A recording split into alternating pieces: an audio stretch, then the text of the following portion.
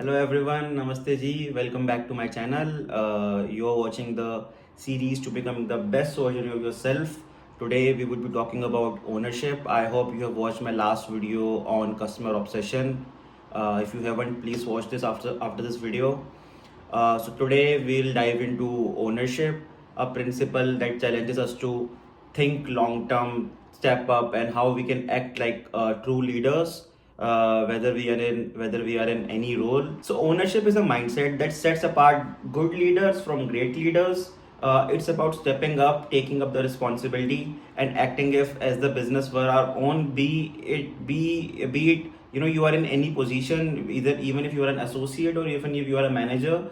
No one is doing the work for you. No one is going to use a magic wand and do it for you. You have to take up the responsibility and you have to do it yourself. For example, during the time of Christmas, if you want to, you have got a Christmas tree, and if you are a renter, you might not think about you might not think twice about nailing the Christmas tree in the wooden floor versus an owner who will not do it. He will think twice about it. So I think that is the essence of ownership, caring for the outcomes as if they were entirely yours. Here's an example from India. Flipkart, when they launched their Big Billion Days sales, they didn't just focus on quick profits. Their leader overhauled logistics, collaborated with vendors, and upgraded their tech systems first to handle massive demand. This wasn't a one day effort. They were planning it for the longest time, and when everything makes sense in the back end, that's true ownership. That's beyond your immediate role to create lasting value, right? And I think that is why Flipkart has been great. It's not like they just copied Amazon and they became great. It was their customer obsession. It was their ownership at every level which made them really great, and that's why so many unicorns came out of Flipkart, right? Like you can see it for yourself, and that is why Flipkart is the OG of all the unicorns of India. Now let's take a look at what happens when ownership is missing. For example, Kingfisher Airlines, right? Uh, they started with a great vision, but when financial instability hit, leaders failed to act holistically. They didn't tackle inefficiencies or adapt their strategy. They were much focused upon their founder vision that no matter what amount of debt they have, they will be able to come out of it, which was not true. And I think that's not true ownership. The business ultimately collapsed. Ownership could have turned that story around. They were more toward the mindset that let's just keep taking debt, and one day something will figure out of it.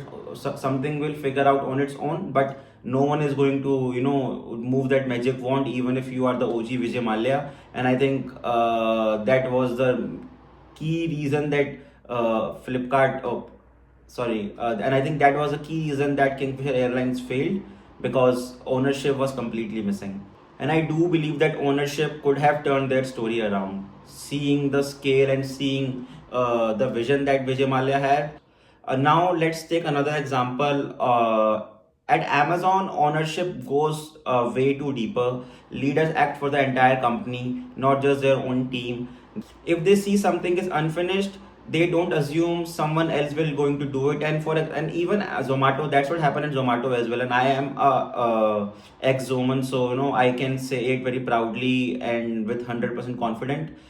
They either pass it off properly or complete it themselves. Ownership also means thinking long term and asking yourself, and like asking ourselves, whether I am doing the right thing by writing for the customers by taking this approach. And if this was my personal investment, how would I handle it? Will I do it differently or will I do it the same way? Even if I tell you my own experience from my time at Zomato, I one of the great learnings I got during like my early days at Zomato was about ownership. My category lead Shriram always used to tell me that, Ankit, if something is pending, someone has to do it, and you have to see if we are the guy who has to do it, or who is going to do it. No one is going to move the magic wand around it. You have to do it yourself. If you feel this is something that we have to do it, or if you feel that we have to take the ownership of it. But someone has to do it. You can't just assume that someone else will do it. And I think that really was the differentiating factor between me and few of my fellow peers when it comes to ownership. So the key takeaways that I can suggest you is always think long term, focus on sustainable solutions, not just quick fixes. Always take initiatives. If you see a problem, don't wait. Please solve it. Do solve it. Collaborate proactively.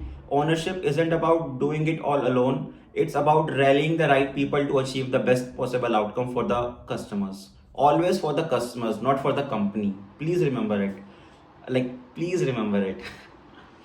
Ownership isn't just a principle, it's a way to build trust, solve challenges, create impact. Next time when you see or face a challenge, a particular challenge, if this, always think, if this was my business, how will I do it? How will I act on it? Will it be different than the way I'm acting on it right now? If yes, then act if this business was your own. We are not here to keep everyone happy. We are here to keep our customers happy. So always think about your customers and always take the ownership to do that work which you must do.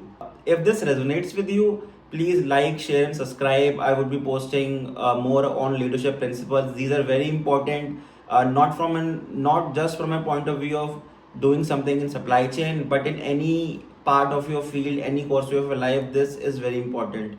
So always act like a owner. Namaste ji. Thank you.